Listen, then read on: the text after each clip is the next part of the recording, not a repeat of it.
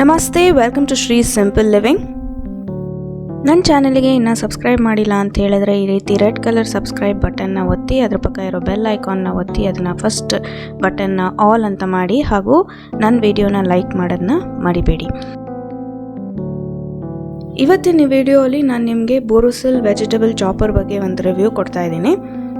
ಇದನ್ನು ನಾನು ಅಮೆಝಾನಲ್ಲಿ sale ನಡಿಬೇಕಾದ್ರೆ purchase ಮಾಡಿದ್ದೆ. ಇದ್ರ ಬೆಲೆ 1800 ರೂಪಾಯಿ ಇತ್ತು ಸೇಲಲ್ಲಿ. ಇದು ಮೋಟರ್ ಡೀಟೇಲ್ಸು,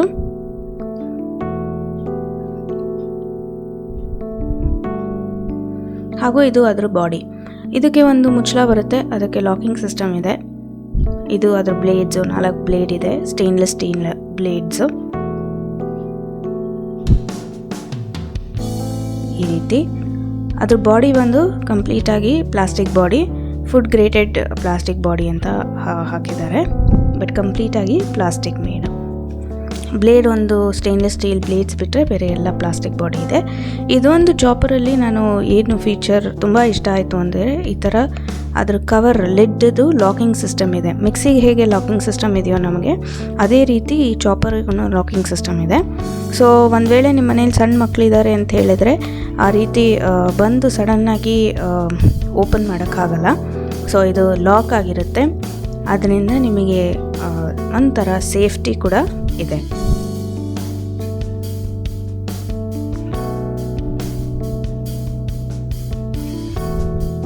ಸೊ ಅದು ಲಾಕ್ ಮಾಡಿದ ನಂತರ ನೀವು ಈ ರೀತಿ ಮೋಟರ್ ಇಟ್ಬಿಟ್ಟು ಅದನ್ನು ರನ್ ಮಾಡ್ಬೋದು. ನಾನಿಲ್ಲಿ ಒಂದು ಈರುಳ್ಳಿ ತೊಗೊಂಡಿದ್ದೀನಿ, ಅದನ್ನು ರಫ್ ಆಗಿ ಚಾಪ್ ಮಾಡಿಬಿಟ್ಟು ಲಾಕ್ ಮಾಡ್ತಾ ಇದ್ದೀನಿ.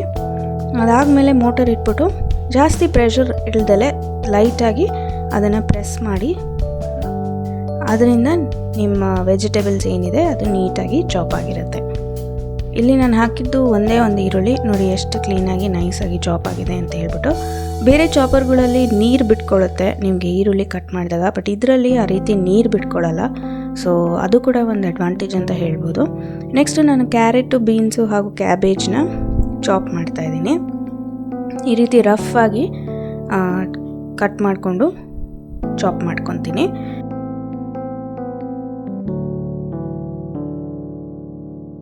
ಒಂದು ವೇಳೆ ಹೌಸ್ ವೈಫ್ ಆಗಿರಿ ಅಥವಾ ವರ್ಕಿಂಗ್ ವಿಮೆನ್ ಆಗಿದ್ರು ಈ ರೀತಿ ನೀವು ಚಾಪರ್ ಇಟ್ಕೊಳ್ಳೋದ್ರಿಂದ ಒಂದು ವೇಳೆ ನೆಂಟರು ಬಂದಾಗ ತುಂಬ ಬೇಗ ನಿಮಗೆ ಅಡುಗೆ ಆಗುತ್ತೆ.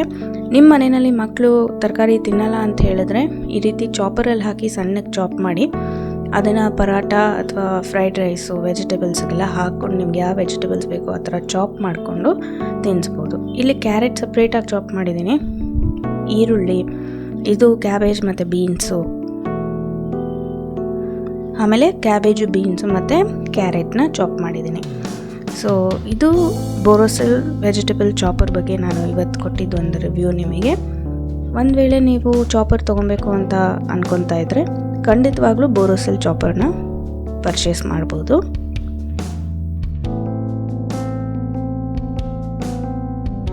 ಮತ್ತೆ ನಾನು ಇನ್ನೊಂದು ವಿಡಿಯೋ ಒಂದಿಗೆ ನಿಮ್ಮನ್ನು ಭೇಟಿ ಆಗ್ತೀನಿ. ಅಲ್ಲಿ ತನಕ ನಮಸ್ಕಾರ. Thank you.